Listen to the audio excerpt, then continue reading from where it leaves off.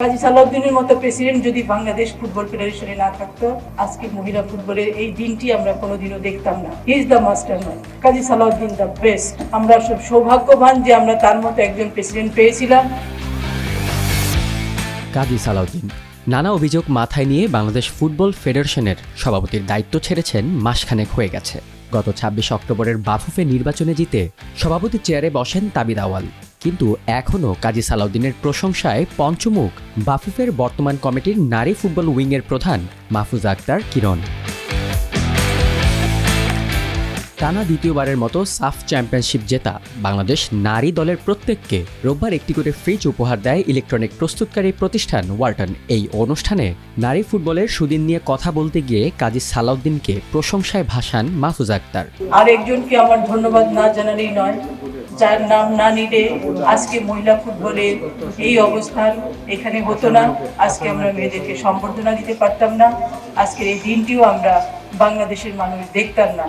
তিনি আর কেউ নন, বাংলাদেশ ফুটবল ফেডারেশনের প্রেসিডেন্ট ছিলেন কাজী সালাউদ্দিন, যার ডেডিকেশন, যার পরিশ্রম, যার দূরদর্শিতার কারণে আজকে মহিলা ফুটবল নিয়ে আমরা এখানে আসতে পেরেছি।